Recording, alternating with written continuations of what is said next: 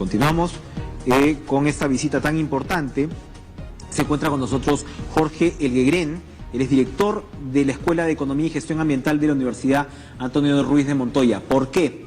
La segunda encíclica, en realidad la primera que el Papa Francisco escribe solo, porque la otra fue, digamos, a cuatro manos con Benedicto XVI, es Laudato Si, que es alabado seas, ¿no?, que en realidad es conocida pues como una encíclica de defensa del medio ambiente. En esa línea, el Papa, en esa preocupación, tiene como uno de sus 3 puntos de visita en nuestro país Puerto Maldonado, que, como lo comentábamos más temprano con Fátima Saldonit, es por supuesto si bien de un lado un paraíso natural, de otro lado es un infierno en términos de la economía negra, de la depredación, de actividades que por supuesto van más allá, como la trata de personas, y que constituye, como decíamos, pues un punto negro, una vergüenza para nuestro país. El Papa está yendo especialmente con un mensaje allí y le agradecemos a Jorge su presencia esta mañana, ¿no?, en medio de esta coyuntura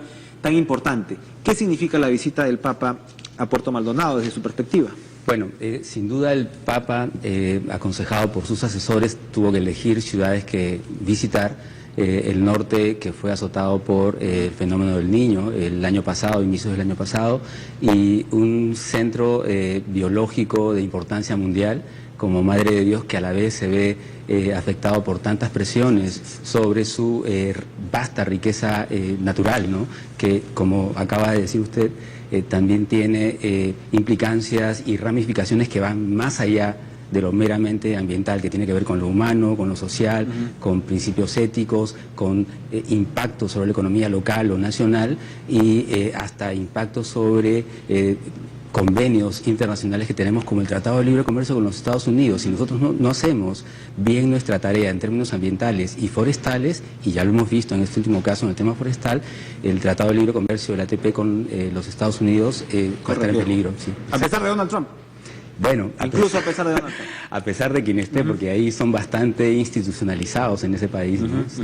¿Cuál va a ser la agenda del Papa en Puerto Maldonado? ¿Qué significado es el que tiene? ¿Se va a reunir con comunidades incluso, ¿no? Pero sin duda, yo me imagino que cada paso es coreografiado de alguna manera para poder proyectar el mensaje lo más poderoso posible. Claro que sí. Ya me gustaría estar entre aquellos que están coreografiando la visita del Papa al Perú y a Puerto Maldonado. No tengo la agenda del Papa a Puerto Maldonado, pero sin duda, siendo parte de la Universidad Jesuita en el Perú y habiendo sido el Papa antes de ser pontífice, miembro de esta orden, hemos tenido algún nivel de involucramiento para darle algo de información, y probablemente él está en este momento con esa información. ¿Cuáles son los problemas centrales que el Papa entonces va a mirar desde ese punto? Como decía hace un rato, todos los temas que tienen que ver con este asunto de siendo una región con tanta riqueza en términos ecosistémicos, ¿no? Tenemos ahí el Parque Nacional del Manu, tenemos una serie de reservas comunales, gran parte de las cuales están amenazadas por el tema de la minería ilegal, que provoca problemas, repito, ecosistémicos muy severos, ¿no? Contaminación del agua, pérdida de biomasa forestal, emisión de gases de efecto invernadero, además de todo lo que son los problemas sociales y humanos, trata de personas, economías informales, economías que también, aparte de ser informales, no solamente son eso, sino que tienen un comportamiento casi de mafias, ¿no? Muy difíciles de permear y de controlar y monitorear, ¿no? Entonces, sin duda, el mensaje del Papa, sospecho, no lo puedo afirmar, pero sospecho que va a tener que estar orientado hacia cómo es posible que tengamos una paradoja tan fuerte en una zona tan rica en términos biológicos y culturales, porque tenemos presencia de muchísimas poblaciones que están incluso aisladas voluntariamente, alejadas de los mercados, ¿no? A pesar de eso, ¿cómo es posible que tengamos tanta presión sobre esta zona por la explotación de sus recursos naturales, ¿no? Sea mineral, o sea madera, o sea cualquier otro tipo de... Explotación en muchos casos irresponsable e ilegal. Casi siempre ilegal, sobre todo en el tema de minería aurífera, ¿no? Para terminar, una reflexión. Usted, por supuesto, está pues en la Universidad Jesuita.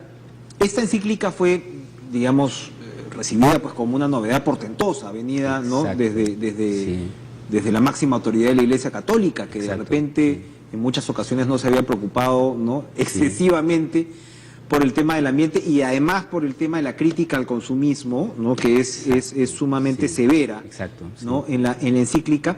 Pero las críticas o las observaciones de otro lado han señalado que la reflexión del Papa aquí parte desde lo teológico y de repente deja de lado lo científico, y para que la discusión en torno a este tema tan fundamental para el futuro del planeta sea completa, pues sin duda hay que abordar también la otra parte. ¿El Papa se queda corto? Yo creo que esa afirmación no es correcta. A ver. Y tenemos modo de demostrarlo. El Papa hace un recorrido a lo largo de su encíclica que sí tiene un componente teológico, sin duda. ¿Cómo no va a ser si es un mensaje es un mensaje apostólico, ¿no? ¿Verdad? Para los creyentes.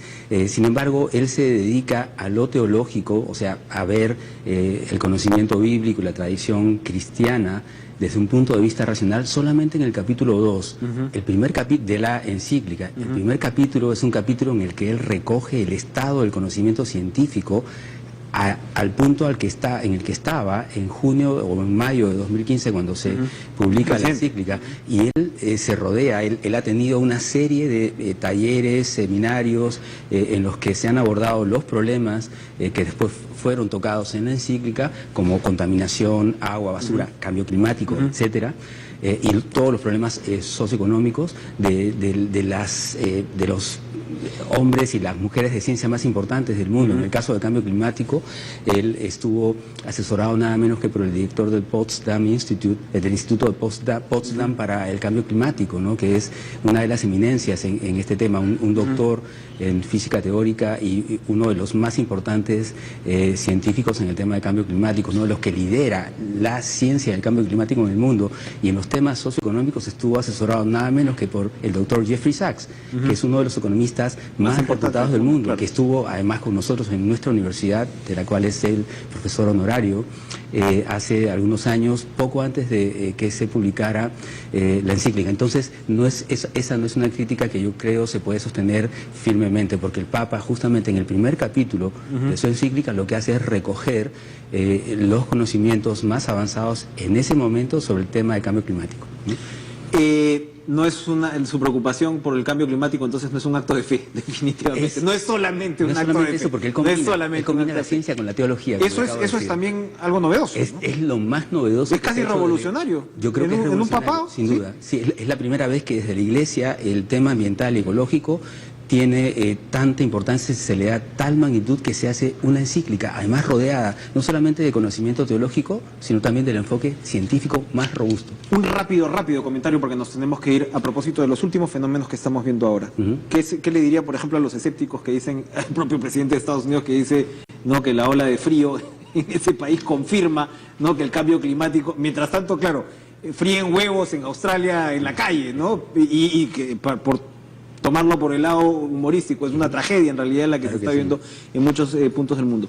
Un resumen, por favor, un comentario apretado de lo que está ocurriendo ahora, vincularlo al cambio climático. El cambio climático no solamente se plasma en incremento promedio de la temperatura, que eso se puede constatar, o sea, año a año tenemos medición y se hace el promedio de temperatura y cómo se ha ido incrementando. Y cada año estamos batiendo récord de año más caliente del mundo. Los últimos 4 años ha pasado eso.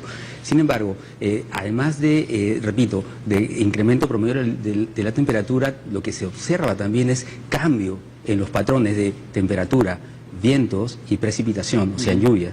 Eso está pasando, por ejemplo, en nuestro país con la exacerbación de los eventos climáticos extremos, que el año pasado nada más han costado 26.000 millones de soles. Es lo que cuesta reconstrucción con cambios. Lo irregular hacia arriba y hacia abajo también. Eso, nos alejamos de la norma, del promedio. Sí. Jorge Elguegren, director de la Escuela de Economía, tengo que leer tu apellido porque si no, no me sale bien. Jorge Elguegren, director de la Escuela de Economía y Gestión Ambiental de la Universidad Antonio Ruiz de Montoya. Muchas gracias por estar con nosotros. Un placer.